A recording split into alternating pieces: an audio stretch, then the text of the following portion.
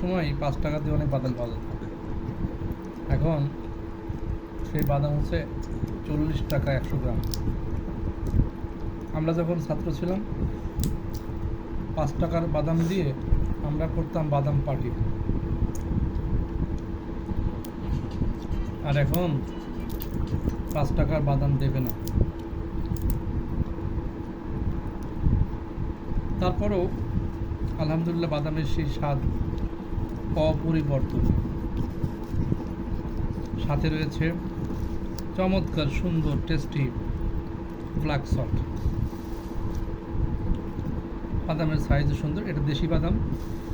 আপনারা আর একটা পাবেন, সেটা হচ্ছে ফরেন বিদেশি বাদাম, সেটা সাইজ বেশ বড় হয়, তবে সেটার টেস্ট অত সুন্দর না। এটা হচ্ছে পুষ্টিতে ভরপুর, বিশেষ করে প্রোটিনের একটা খুব চমৎকার সোর্স হলো এই বাদাম।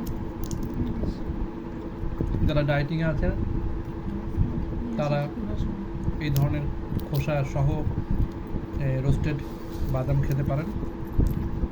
অনেকে আবার বাদাম ছিলে তেলে ভেজে সেটা খান, তো সেটা আসলে স্বাস্থ্যের জন্য একটুখানি ঝুঁকিপূর্ণ, কারণ এটার মধ্যে রয়েছে বাড়তি তেল।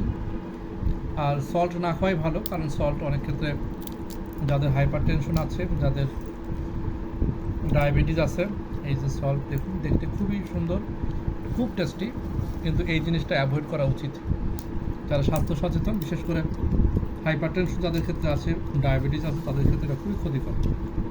এটার মধ্যে প্রচুর পরিমাণে সোডিয়াম থাকে, যেটা ওয়াটার রিটেনশনের মাধ্যমে যাদের হাইপার টেনশন আছে তাদের হাইপার টেনশনকে আরও বেশি বাড়িয়ে দেয়।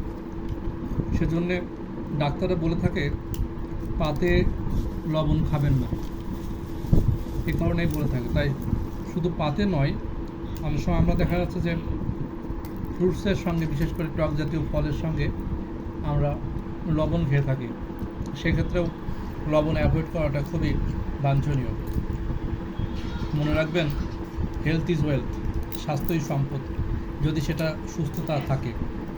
আর যদি কখনো কেউ অসুস্থ হয়, তখন বুঝবে যে আসলে স্বাস্থ্যটা কত বড় আল্লাহর এক নিয়ামত।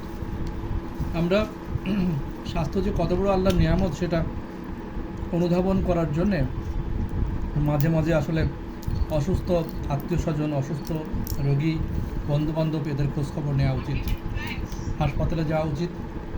তাহলে বোঝা যাবে যে আসলে জীবনটা কতটা ভালো আছেন আপনি। আসুন আমরা আল্লাহর শুকরিয়া আদায় করি আল্লাহর এই সুস্থতা নিয়ামতের জন্যে। আলহামদুলিল্লাহ, আলহামদুলিল্লাহ, আলহামদুলিল্লাহ। আজকে এই পর্যন্তই। ভিডিওটি কেমন লাগলো কমেন্ট করে জানাবেন। আসসালামু আলাইকুম।